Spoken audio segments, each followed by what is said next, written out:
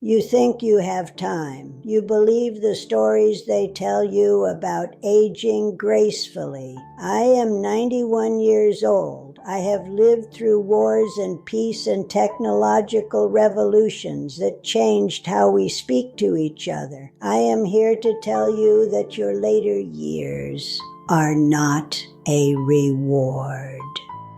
I worked as an office manager for a logistics company for 40 years. I retired when I was 68, which meant I spent my 60s climbing the ladder, managing crises, and believing my value was tied to my productivity. I thought I was ready. I had a pension, I had a house paid off. I had a husband who loved me and children who visited on holidays. I was not ready for the silence. I was not ready for the way the world stopped asking for my opinion. I was not ready for my husband to fade away, not in a moment, but over a decade of slow confusion. I was not ready for the shame of needing help to bathe. So this is not advice from someone who perfected aging. This is a warning from someone who survived it. Lesson number 1, your physical strength is your currency and you spend it too freely. When I was 65, I could carry laundry baskets up 2 flights of stairs. I could garden for hours without my back screaming. I treated my body like it was immortal because it had always worked. By 75, carrying groceries was a negotiation with gravity. By 85, standing up from a sofa required planning and momentum. Nobody told me that muscle mass vanished like smoke after 60. Nobody told me that once you lost your balance, it rarely came back. I watched my neighbors fall in their own kitchens. I watched them break hips and never walk again. If you can still lift weights, you lift them. If you can still walk, you walk. You cannot buy strength when you are 80. You have to bank it now. Lesson number 2, community is not optional, it is survival. I had a group of neighbors we called the block committee. We organized yard sales and watched each other's houses. We thought we were building a network, but people moved, people got sick, people died. I did not recruit new friends in my 60s. I thought the people I had were enough. I was wrong. By the time I was 80, the houses on my block were filled with strangers. My neighbors were gone. I sat on my porch and watched cars drive by that did not know my name. Loneliness is not just sadness. It is a physical weight. It is waking up and realizing no one expects you to answer the phone. You need to cast a wider net. You need friends who are younger. You need friends who do not know your past. You need people who will outlive you.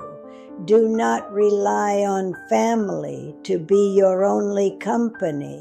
They have their own lives. You need your own tribe. Lesson number 3, you hide your finances and it becomes a weapon against your family. When my father died, we could not find his accounts. We spent months fighting with banks. We guessed at his passwords. We argued over bills. I promised I would not do that. But I waited too long to tell my children where the documents were. I thought talking about money was vulgar. I thought planning for death was morbid. It is not morbid. It is mercy. When I finally gave my daughter the key to the safe, she cried. She said she was terrified of making the wrong choice. Do not leave your children in the dark. Do not make them guess. Tell them where the money is. Tell them what you want.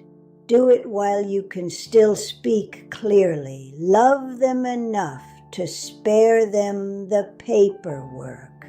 Lesson number 4, your career is not your identity, but you let it become so. I spent 40 years being the manager. I was the one who solved problems. I was the one people called when things broke. When I retired, the phone stopped ringing. I felt invisible. I walked through the house and did not know who I was. I was not a manager anymore. I was just an old woman in a quiet room. It took me years to find value in being nothing. I learned to bake bread. I learned to sit still. But those first years were hollow. I felt useless. If your job is your whole life, you are building a cliff. You need to find something that does not pay you. You need to be something that does not require a title. Because the day you stop working, you need to remain someone. Find your purpose before the paycheck disappears. Lesson number 5, you have less time with your partner than the math suggests. My husband and I were together for 50 years. That sounded like forever, but we spent the first 20 years working and raising children. We spent the next 10 years fighting about money and stress. We only had 20 years of real connection. And of those 20 years, 10 were spent managing his health. He did not die suddenly. He forgot things.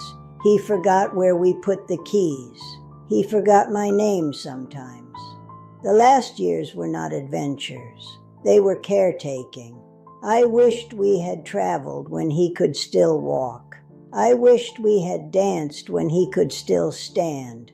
I wished I had not saved the good china for a special occasion that never came. The healthy years are shorter than you think. Use them while they last. Do not save the best wine for a funeral. Lesson number 6, pride is too expensive to keep. My sister and I stopped speaking over an inheritance dispute. It was about a vase. It was about who loved our mother more. I was 65 when we hung up the phone. I waited for her to call. She waited for me. She died at 72. I never heard her voice again. I never told her I loved her. I never told her I was wrong. The silence lasted longer than the fight. The grudge felt important at the time. It felt like justice. It was just emptiness. If you are not speaking to someone you love, you call them. You swallow your pride. You apologize first. Because death does not care about who is right. Death just takes them. And you are left with the silence. Do not let a vase cost you a sister. Lesson number 7. Your children do not want your management. They want your witness. I spent my 60s trying to fix my children's lives. I told them how to save money. I told them how to raise their kids. I thought I was helping. I was interfering. They stopped calling as often. They stopped sharing their problems. They did not want a consultant. They wanted a mother. They wanted me to listen without judging. They wanted me to hug them without fixing them. It took me until I was 80 to learn to be quiet, to just sit at the table and eat, to let them make mistakes. Love is not about control. It is about presence. You need to be there without trying to change them. Let them struggle. It is how they grow. Lesson number 8, memory is a leaky bucket and you need to write it down. I forgot the sound of my mother's laugh. I forgot the color of my first car. I forgot the names of teachers who changed my life. It happened slowly. One day I realized the stories were gone. They existed only in my head, and my head was failing. I started writing things down when I was 80. It was too late. I could not remember the details to write them. You need to record your life now. You need to write the recipes. You need to record the voices. You need to tell the stories while you can still find the words. Do not let your history die with you. Your grandchildren need to know who you were before you were old. Write it down before the fog comes. Lesson number 9. Fear does not go away. You just get used to carrying it. I am afraid of falling. I am afraid of the nursing home. I am afraid of running out of money. I spent my 60s pretending I was not scared. I acted brave. I acted secure. It was a lie. The fear was always there. But I learned that courage is not the absence of fear. It is living despite it. I moved into my daughter's house when I could not climb the stairs. It was humiliating. It was hard, but I was still alive. I still drank coffee. I still watched the sun come up. The things I feared did not kill me. The hiding killed me. You need to face the reality of decline. You need to plan for the worst, and then you need to keep living. Fear is a passenger, not the driver. Lesson number 10, and this is the hardest truth. The end comes faster than the beginning. The first half of my life dragged. School felt endless. Building a career felt like climbing a mountain. The second half flew. I turned 70, and then I turned 80, and then I was here. The years blurred.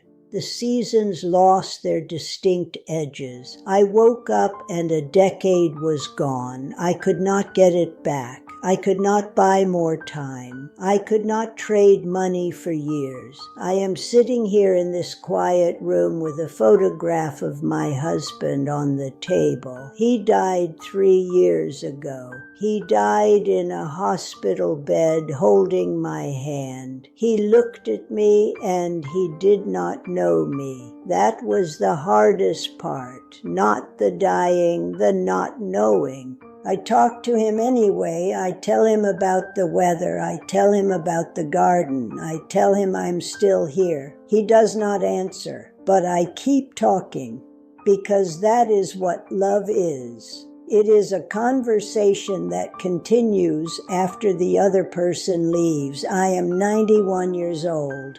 I have outlived my generation. I am a relic. And if I could go back to when I was 60, if I could stand in front of that woman who thought she was invincible, I would shake her. I would tell her to put down the phone. I would tell her to hug her husband. I would tell her to call her sister. I would tell her that time is not a resource. It is a currency you spend every second. You cannot save it. You can only spend it wisely. So pay attention. Look at the people in front of you. Really look at them, because one day they will be photographs on a shelf. One day you will be talking to a camera in a quiet room, hoping someone listens. Do not waste your years like I wasted mine. You have time, but it is slipping through your fingers faster than you know.